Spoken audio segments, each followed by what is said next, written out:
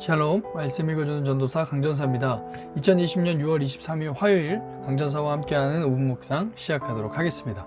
오늘의 본문은 고린도전서 14장 20절부터 40절까지의 말씀입니다. 먼저 본문 요약 보도록 하겠습니다.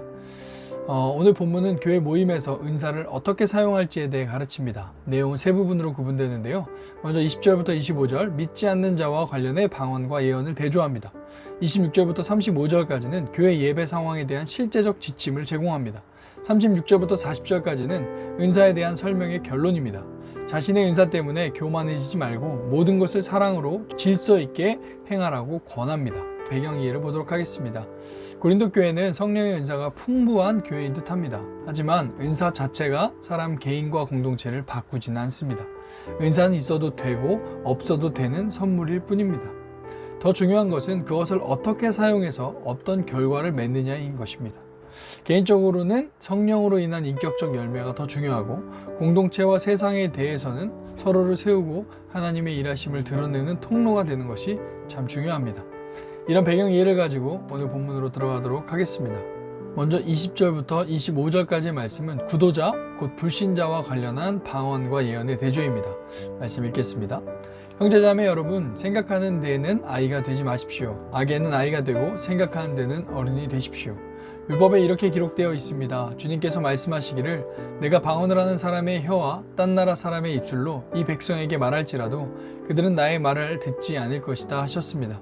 그러므로 방언은 신자들에게 주는 표징이 아니라 불신자들에게 주는 표징이고, 예언은 불신자들에게 주는 것이 아니라 신자들에게 주는 것입니다. 온 교회가 한자리에 모여서 모두가 방언으로 말하고 있으면 간 믿기 시작한 사람이나 믿지 않는 사람들이 들어와서 듣고 여러분을 미쳤다고 하지 않겠습니까? 그러나 모두가 예언을 말하고 있으면 간 믿기 시작한 사람이나 믿지 않는 사람이 들어와서 듣고 그 모두에게 질책을 받고 심판을 받아서 그 마음속에 숨은 일이 드러나게 됩니다.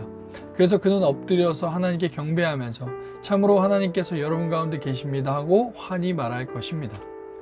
26절부터 35절까지의 말씀은 교회 예배 상황에 대한 실제적 지침들입니다. 말씀 읽겠습니다. 그러면 형제자매 여러분 어떻게 해야겠습니까? 여러분이 함께 모이는 자리에는 찬송하는 사람도 있고 가르치는 사람도 있고 하나님의 계시를 말하는 사람도 있고 방언으로 말하는 사람도 있고 통역하는 사람도 있습니다. 모든 일을 남에게 덕이 되게 하십시오. 누가 방언으로 말할 때에는 둘 또는 많아야 셋이서 말하되 차례로 말하고 한 사람은 통역을 하십시오. 통역할 사람이 없거든 교회에서는 침묵하고 자기에게와 하나님께 말하십시오.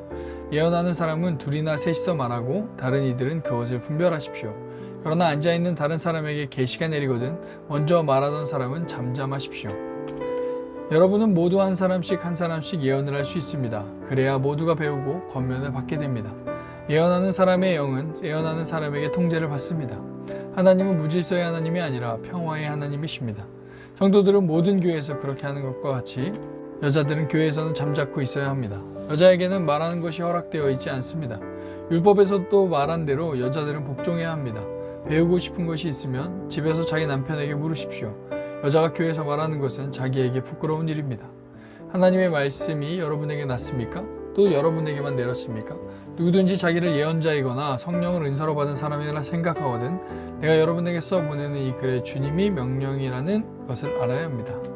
누구든지 이것을 인정하지 않으면 그 사람도 인정을 받지 못할 것입니다. 그러므로 나의 형제자매 여러분, 예언하기를 열심히 구하십시오.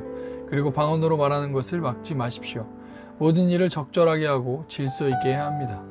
오늘 본문을 통한 묵상 포인트를 보도록 하겠습니다. 먼저 제목인데요. 질서를 존중하는 것이 참된 신령한입니다 라는 내용입니다. 자신이 신령하다고 하면서 자기의 은사의 우월성을 주장하며 자랑하거나 교만한 자는 육적인 존재에 불과합니다. 정말 신령한 것은 화평과 질서의 하나님의 성품에 따라 은사를 사용하는 자들입니다. 성령을 따라 십자가의 정신으로 사랑하고 섬기면서 은사를 사용하는 것입니다. 본문처럼 지도자의 권면을 가볍게 여길 만큼 나를 대단하게 만드는 은사라면 의심해 봐야 합니다. 은사를 주신 하나님보다 은사를 가진 사람을 도드라지게 하는 은사는 경계해야 합니다. 이걸 가지고 질문해 보겠습니다. 나는 오늘 내가 가진 은사, 곧 재능을 하나님의 성품에 따라 사용하고 있는가?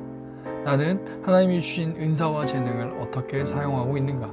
이것을 기억하고 하루를 살아가며 고민하는 저와 여러분이 되기를 소망합니다. 감사합니다.